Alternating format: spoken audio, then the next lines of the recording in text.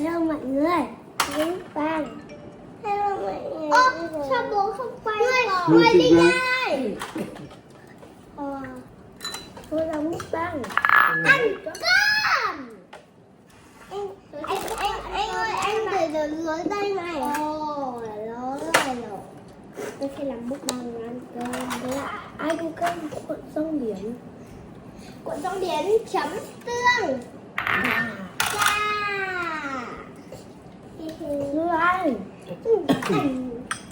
Để trước bố đi ra, bố đi ra, đi ra. Đi ra em chẳng có chỗ ngồi được. Con.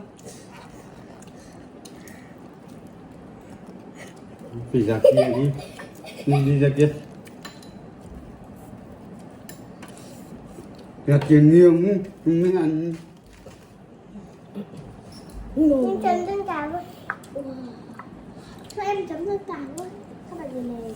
Anh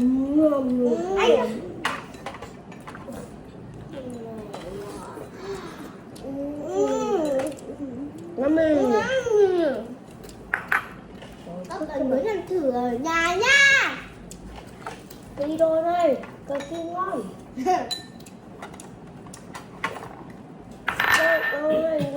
Rất là hài hước.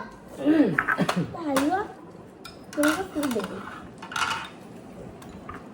Ngon quá. Ngon nè.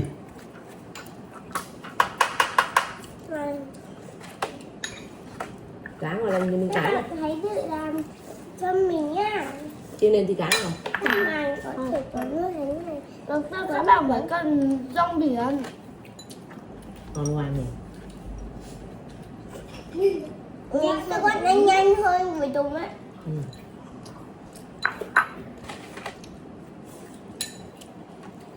Khả năng này để hết cơm thôi.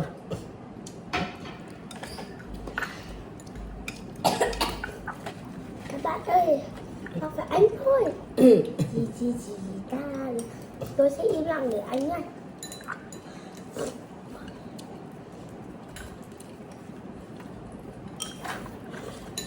Các bạn chúng tôi ăn có ngon miệng không?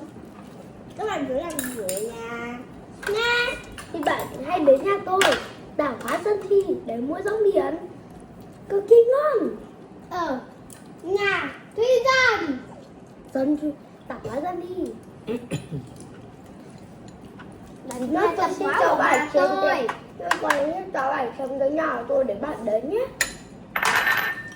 Bạn ăn thử xong bạn hãy mua hộ tôi vài món đồ. Đấy bố chưa làm được. Hôm qua chị Hiên lên nhưng mà nó về nó cũng chưa. Nó vẫn chưa tách nở. Nó chưa xóa mất của quế. Thế nào bán rồi được. Chị phải đừng làm.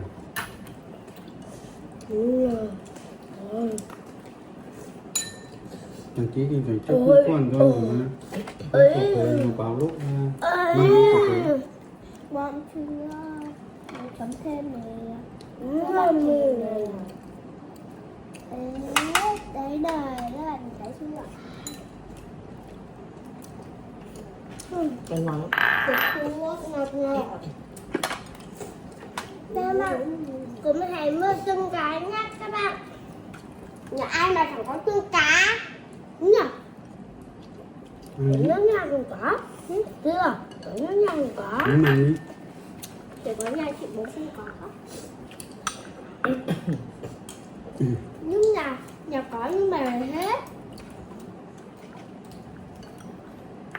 Các bạn thấy chưa chị thức của mình. Hôm nay tôi xin múc bạn hết sạch cơm.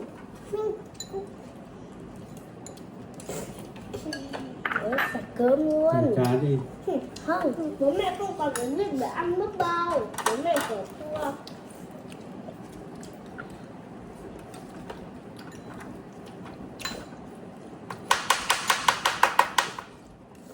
Đúng rồi anh ơi.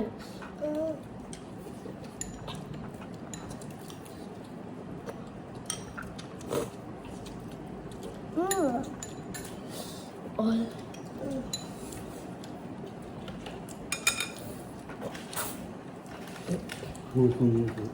Ngồi không tử tế. Dạ, mà cho các bạn. Mình các bạn nha. Mình các bạn nha. Cái này tăng tốc rồi kém. Các bạn, đó, bỏ ra xương. Mẹ được còn tới lại còn không? Nó làm rồi. Không, gì đấy cũng Còn công. Còn thế nào cái gì? Không để. Không phải con, mua nhanh lên.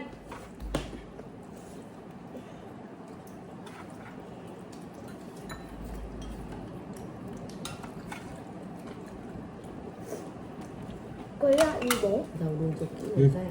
Không ra. Ừ. Cái này không ra. Cái này đoạn không ra.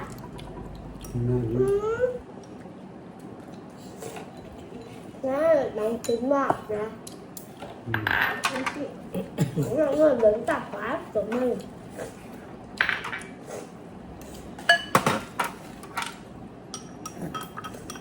Đi đến tắm rồi.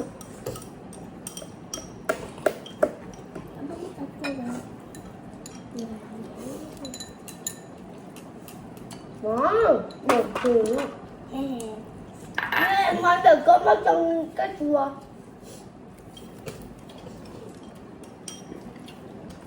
những bút bàn cho mình nha.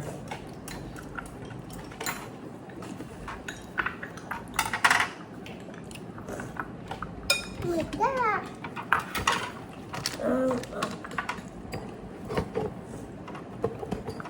Nào. Rồi đây em không làm được. Làm con rồi. Bát thôi nha. Hôm mình sẽ ăn một bát thôi. Ngày mai chúng ta rồi chúng mấy bọn mình ăn 2 bát. Chúng mình còn ngày cháu cho nước.